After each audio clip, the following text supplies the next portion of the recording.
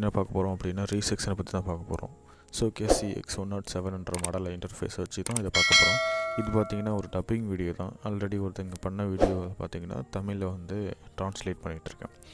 ரீசெக்ஷன் பார்த்திங்கன்னா 2 known point இருக்கும், unknown point கண்டுபிடிக்கிறதுக்காக ரீசெக்ஷனை use பண்ணிகிட்ருக்கோம். இது எல்லா இடங்களையும் பார்த்திங்கன்னா வந்து செஷன் பேக்சேஷன் அப்படின்ற ஏபிசி அந்த மெத்தடை யூஸ் பண்ண முடியாது. ஸோ அதனால் பார்த்திங்கன்னா நம்ம ரீசெக்ஷனை யூஸ் பண்ணிகிட்ருக்கோம் நிறைய இடங்களில். இது பார்த்திங்கன்னா ஆல்ரெடி ஒரு ஸ்டேஷன் வந்து வச்சுருக்காங்க, ST2 அப்படின்னு சொல்லிட்டு வச்சுருக்காங்க இந்த ஸ்டேஷனை. இதில் வந்து ஒரு ஸ்டேஷனை வச்சு மாற்றினது தான். ஸோ பார்த்திங்கன்னா வந்து ரீசெக்ஷன் பண்ணுறதுக்காக வந்து 2 பாயிண்ட் ஆல்ரெடி செட் பண்ணி வச்சுருக்காங்க. இது ST02 அப்படின்ற ஒரு பாயிண்ட்டு. இதில் ஒரு பிரிசம் செட் பண்ணிட்டாங்க. அதே மாதிரி இன்னொரு பாயிண்ட் இருக்கும், அந்த பாயிண்ட்லேயும் வந்து பிரிசம் வந்து செட் பண்ணிட்டாங்க, ஸ்டாண்டிங் பிரிசமை. இங்கே பபுள் செட் பண்ணி வச்சாச்சு, பபுளுக்காக செட் பண்ணி வச்சுருக்காங்க. ஸோ வந்து ஆப்போசிட்லேயும் ஒரு பிரிசம் இருக்குது. ஸோ அந்த 2 பிரிசத்துக்கும் பார்த்திங்கன்னா பபுளுக்காக செட் பண்ணி வச்சுட்டாங்க. இந்த 2 பாயிண்ட்டுக்குமே பார்த்திங்கன்னா நமக்கு வந்து கோஆர்டினேட் இருக்குது.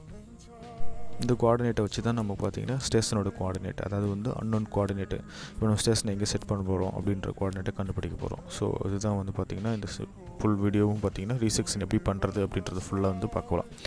இன்ஸ்ட்ருமெண்ட் வந்து ஓப்பன் பண்ணி வச்சுருக்காங்க. ஸோ வந்து கோஆர்டினேட் அப்படின்றதுக்குள்ள போயிடும். இந்த இன்ஸ்ட்ருமெண்ட் செட் பண்ணுறதுக்கு முன்னாடி வந்து OCC ஒரு டிசைன் போய் பண்ணுவோம்.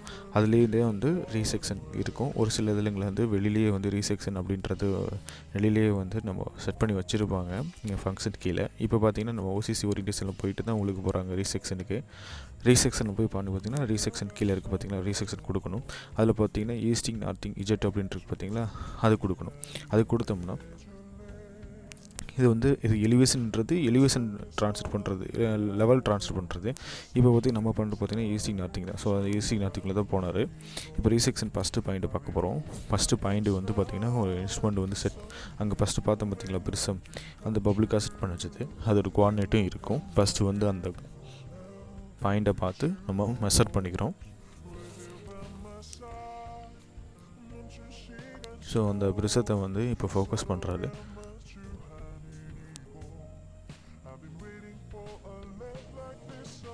அந்த ஃபஸ்ட்டு பாயிண்ட்டுக்காக வந்து இன்ஸ்ட்ருமெண்ட்டை ரொட்டேட் பண்ணி அதுக்கு ஹரிசாண்டல் அட்ஜஸ்ட்மெண்ட்டை வந்து டைட் பண்ணிவிட்டு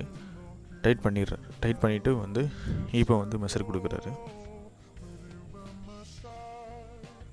கொடுக்கும்போது பார்த்திங்கன்னா அதோட என்ன பாயிண்ட் இது வச்சுக்கணுமான்னு கேட்கும். எஸ் கொடுத்துட்டு அந்த பாயிண்ட் நம்ம வந்து அதுக்கோட கோஆர்டினேட் நமக்கு தெரியும். ஸோ அதோட கோஆர்டினேட்டை நம்ம என்ட்ரு பண்ணுறோம். அது டிஸ்பிளேலையும் காமிக்கிறாங்க பாருங்கள். நோட்டில் என்ட்ரு பண்ணது அதோட கோஆர்டினேட்டை வந்து என்ட்ரு பண்ணுறாரு. ஈஸ்டிங் நார்த்திங்கோட வேல்யூவை வந்து என்ட்ரு பண்ணுறாரு, வித்து வந்து லெவலோட என்ட்ரு பண்ணுறாரு.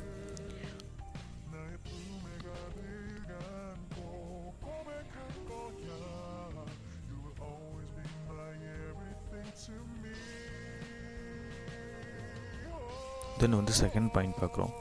செகண்ட் பாயிண்ட் பார்த்திங்கன்னா இந்த சைடு வந்து ஒரு பிரிசம் வந்து பப்ளிக்காக செட் பண்ணி வச்சுருந்தாரு. ஸோ வந்து அதுக்கும் கோஆர்டினேட் இருக்குது.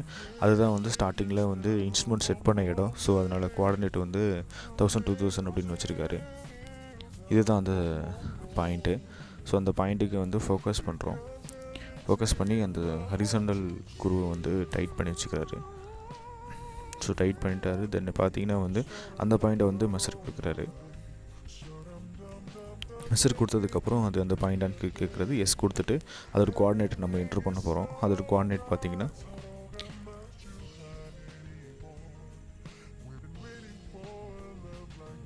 10,500 அப்படின்னு வச்சுருக்காரு.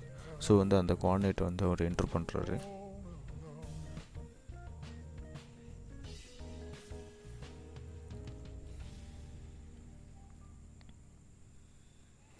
என்ட்ரு பண்ணி முடிச்சதுக்கப்புறம் திரும்ப வந்து அதை ஓகே என்ட்ரு கொடுத்தோம் அப்படின்னா அதோட பாயிண்ட் வந்து ஸ்டோர் ஆகிரும். திரும்ப அந்த ரிசல்ட்டு அப்படின்ற ஆப்ஷன் வரும் பாருங்கள். இப்போ கால்குலேட் கொடுத்ததுக்கப்புறம் கால்குலேட் பண்ணோம்னா அதோட இப்போ ஸ்டேஷனோட கோஆர்டினேட்டை கண்டுபிடிச்சாச்சு. இதுதான் வந்து இப்போ நம்ம கரண்ட்டாக செட் பண்ணியிருக்க இன்ஸ்ட்ருமெண்ட்டோட கோஆர்டினேட்டு. இதுதான் ஸ்டேஷன் கோஆர்டினேட்டுன்னு சொல்லுவோம். இந்த இடத்துக்கு வந்து இந்த பாயிண்ட்டோட கோஆர்டினேட்டு இதுதான். தென் ஓகே கொடுத்துட்டு தென் எஸ் கொடுத்துட்டோம் அப்படின்னா ரீசெக்ஷன் வந்து கம்ப்ளீட் ஆகிரும். தென் என்ன பண்ணணும்னா நம்ம வெரிஃபை பண்ணுறதுக்காக ஜஸ்ட்டு வந்து 2 பாயிண்ட்டையுமே நம்ம மெஷர் பண்ணி பார்க்கணும்.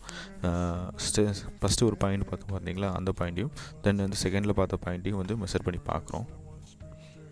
இப்போ பார்த்திங்கன்னா இந்த பாயிண்ட் வந்து நம்ம 10,000 வச்சுருந்தோம், 1500 அப்படின்னு வச்சுருந்தாரு. இப்போ பார்த்திங்கன்னா ரெண்டுலேயும் வந்து ஒரு மட்டும் தான் வந்து சேஞ்ச் ஆகுது. இது ஏன் நம்ம செக் பண்ணுறோம் அப்படின்னா, ஸ்டேஷன் செட் பண்ணுறதுக்கு முன்னாடி இது டைம் ஒரு வெரிஃபை பண்ணிட்டோம் அப்படின்னா நம்ம பண்ணுறது சரிதான் அப்படின்றத நம்ம வெரிஃபை பண்ணிக்க முடியும். இல்லை அப்படின்னா அந்த கோஆர்டினேட் தப்பாக வந்தது, நம்ம என்ட்ரு பண்ண கோஆர்டினேட்டர் அதிகமாக வேரியேஷன் வந்தது அப்படின்னா அதை கரெக்ட் பண்ணிவிட்டு திரும்ப வந்து ரீஒர்க் பண்ணணும்.